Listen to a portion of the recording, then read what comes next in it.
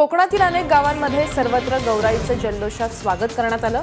भाद्रपद महिन्याच्या अनुराधा नक्षत्रावर आज सुद्धा पारंपरिक पद्धतीने रीतिरिवाज पाळत गौराईला घरी आणलं जातं। घरातील महिला घराजवळच्या पाणवठ्यावर गौराई आणायला जातात। विहिरीच्या किंवा नदीच्या पात्रातील 7 दगड वेचून त्यांची नदीच्या किनाऱ्यावरच पूजा करतात। मग हे दगड फुलोरा आणि गौरीचा मुखवटा वाजत गाजत घरी आणला जातो आणि मग त्यांना गौरीचा मुखवटा लावून त्यांची पूजा केली जाते। दरवर्षी या गौरींना नव्या वस्त्रांनी सजवलं जातं। आज पहिल्या दिवशी गौरीला भाकरीचा नैवेद्य दाखवला जातो। पुण्यात काही मोजकी मंडळं आहेत जी 100 वर्षांपासून गणपती बसवून विविध कार्यक्रम आणि मोठे देखावे करतात। यावर्षी त्यांनी तामिळनाडूच्या वेल्लोर इथल्या लक्ष्मीनारायण सुवर्ण मंदिराचा देखावा उभा केलाय। 40 कारागिरांच्या 1 महिन्याच्या मेहनतीनंतर हा देखावा उभा राहिलाय। हे संपूर्ण मंदिर सोनेरी रंगाने उजळून निघालंय। यावर्षी या मंडळाला 127 वर्ष पूर्ण झाली आहेत। भाजपाध्यक्ष अमित शहा यांनी काल सहपरिवार लालबागच्या राजाचं दर्शन घेतलं। त्यावेळी त्यांच्यासोबत मुख्यमंत्री देवेंद्र फडणवीस आणि अन्य भाजप पदाधिकारी सुद्धा होते। लालबागच्या राजासोबतच सिद्धिविनायक मंदिरात जाऊन दर्शन घेतलं आणि यावेळी शहा यांच्यासोबतच त्यांची पत्नी, मुलगा, सून आणि नात होते। शहा यांनी या दौऱ्यावेळी आमदार आशिष शेलार यांच्या वांद्रे येथील गणपती मंडळाला सुद्धा भेट दिली। काँग्रेसमध्ये असून सुद्धा विजनवासात गेलेले कृपाशंकर सिंह हे कोणत्याही क्षणी भाजपच्या तळ्यात उडी मारू शकतात असं विधान त्यांनी केलंय। सध्या तरी मी काँग्रेसमध्ये आहे पण भविष्यातलं मी सांगू शकत नाही असं विधान करून कृपाशंकर यांनी दलबदलाचे संकेत दिलेत। गणपती विसर्जनाच्या मिरवणुकीतील डीजे आणि डॉल्बीच्या वापरास परवानगी देण्यास मुंबई उच्च न्यायालयानं तूर्तास नकार दिलाय। मात्र साऊंड सिस्टमच्या वापरावर सरसकट बंदी घालणं कितपत योग्य आहे असा सवाल उच्च न्यायालयानं राज्य सरकारला विचारलाय। सण उत्सवातील गोंगाटाकडे आम्ही डोळे बंद करून पाठ फिरवू शकत नाही असं कोर्टानं म्हटलंय। याबाबत पुढील सुनावणी 19 सप्टेंबरला होणार आहे। दरम्यान गणपती मिरवणुकीत तूर्तास डॉल्बी वाजवण्यास कोर्टानं नकार दिला असला तरी डॉल्बी आणि विसर्जनाच्या मुद्द्यावर सुद्धा खासदार उदयनराजे चांगलेच आक्रमक झालेत। कुठल्याही परिस्थितीत डॉल्बी वाजवणारच आणि सातारा शहरातील गणपतीचं मंगळवार तळ्यातच विसर्जन होणार अशी भूमिका उदयनराजेंनी घेतली। उच्च न्यायालयाच्या आदेशानंतर सुद्धा बेकायदा मंडपांना परवानगी देणाऱ्या मुंबई पालिका आयुक्तांवर कारवाई करणार असल्याचं उच्च न्यायालयानं सांगितलंय। मुंबई उपनगरातील बेकायदा मंडपांची संख्या 2 दिवसात 217 वरून 264 वर पोहोचली आहे। दरम्यान मुंबई शहर विभागात एकही बेकायदेशीर मंडप नसल्याचा दावा महापालिकेनं हायकोर्टात केलाय। बेकायदा फलक लावून शहर बकाल करणाऱ्या राजकीय पक्षांविरोधात कुठल्याही कठोर कारवाईची तरतूद नाही अशी हतबलता केंद्रीय निवडणूक आयोगानं हायकोर्टात व्यक्त केली आहे। बेकायदा फलकांबाबत भूमिका स्पष्ट करण्याचे आदेश सुद्धा न्यायालयानं निवडणूक आयोगाला दिले। सुस्वराज्य फाउंडेशनतर्फे याबाबतची याचिका न्यायालयात दाखल केली होती। न्यायमूर्ती अभय ओक आणि न्यायमूर्ती MS सोनाक यांच्या खंडपीठासमोर या प्रकरणाची काल सुनावणी झाली। शिर्डी शहरात फलकबाजीला बंदी आहे आणि त्यामुळेच कारवाईचा प्रश्नच येत नाही असा दावा शिर्डी पालिकेनं केला आहे। त्यावर सुद्धा न्यायालयानं आश्चर्य व्यक्त केलंय। शिर्डीत फलकबाजीच होत नाही का असा सवाल सुद्धा न्यायालयाकडून विचारण्यात आलाय।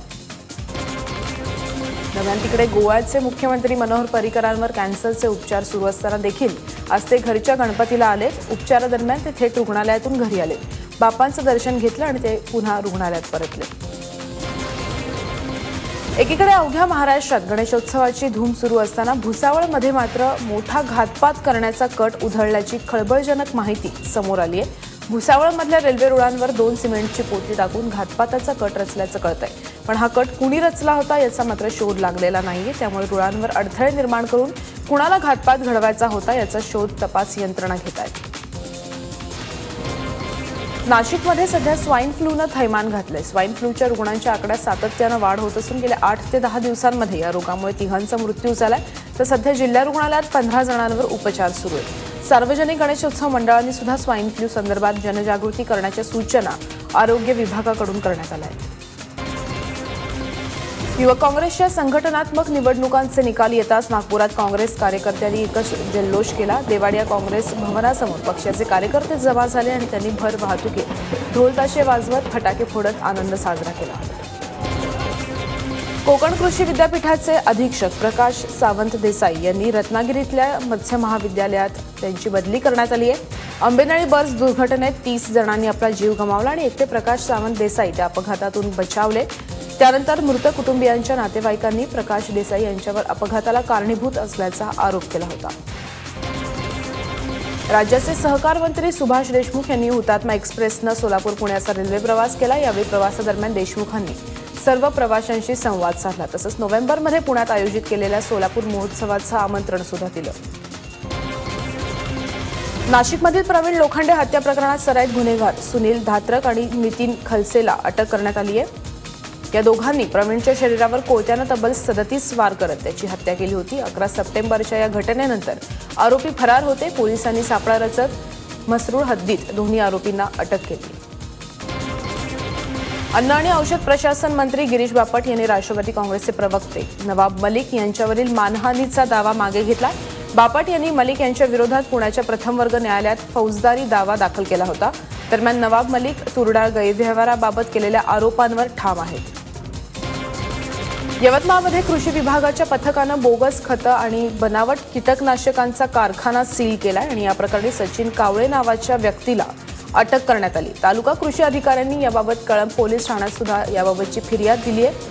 कळंब बाबुळगाव रोडवरील एका जिनिंग प्रेसिंग कारखान्यामध्ये बनावट कीटकनाशकांची निर्मिती होत असल्याची माहिती कृषी विभागाच्या पथकाला मिळाली होती आणि त्यानंतर छापा टाकत कृषी विभागाच्या पथकानं ही कारवाई केली आहे।